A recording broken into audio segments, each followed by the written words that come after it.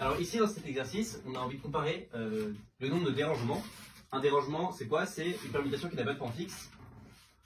Par exemple, un n cycle. Par exemple, bon, il y a beaucoup d'exemples. Je prends des cycles tels que il n'y a pas de un cycle. Et bien ça va me faire un dérangement. Dans cet exercice, il faut comparer le nombre de dérangements dont la signature est de 1 au nombre de dérangements de... Dans cet exercice, il faut comparer le nombre de dérangements qui sont dans AN, c'est-à-dire que leur signature est de 1, et ceux dont la signature est de -1. Un dérangement, pour rappel, c'est une permutation qui n'a pas de point fixe. Et alors pour cet exercice, il y a une petite astuce qui est que on va sommer indicatrice sigma dérangement fois epsilon de sigma. Et le signe de ça va nous donner la comparaison. Sauf que l'indicatrice que sigma soit en dérangement, on peut l'écrire comme produit pour i allant de 1 à n de 1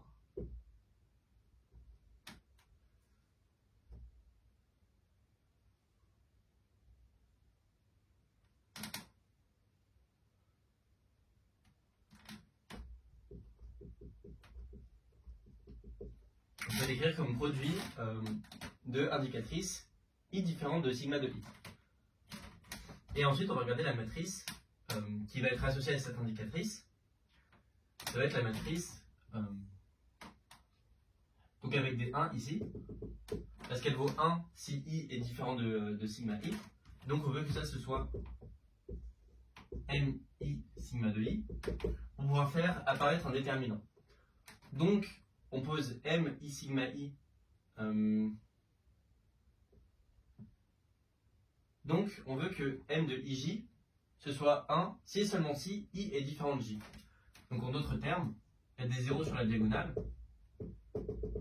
et il y a des 1 partout autour. Ok, donc cette somme va être le déterminant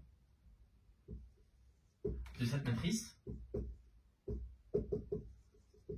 Cette matrice, c'est la matrice J. Et avec la matrice J qui va être la matrice avec que des 1.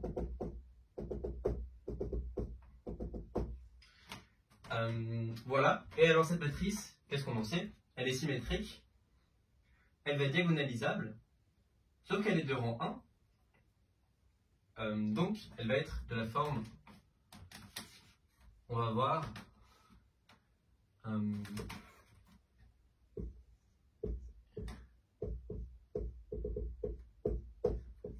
on va voir une équivalence, enfin une similitude.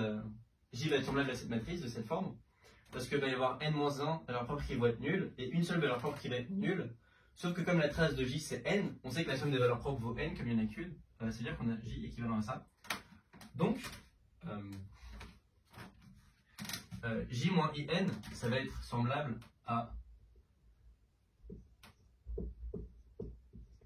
n-1 moins 1 moins 1. Et au final, enfin, le déterminant de J moins IN, ça va être n moins 1 fois moins 1 puissance n moins 1. Moi, c'est une astuce qui m'avait beaucoup surpris. Elle est très jolie. Et je connais pas d'autres preuves de cette somme. D'autres preuves du calcul de cette somme. La solution n'a pas l'air pas très facile à intuiter. Déjà, on peut remarquer que la différence doit tout le temps être plutôt petite. Le nombre de permutations, c'est n factoriel. Et là, on a une différence au plus de n. Et le fait que ça alterne, c'est vraiment très surprenant.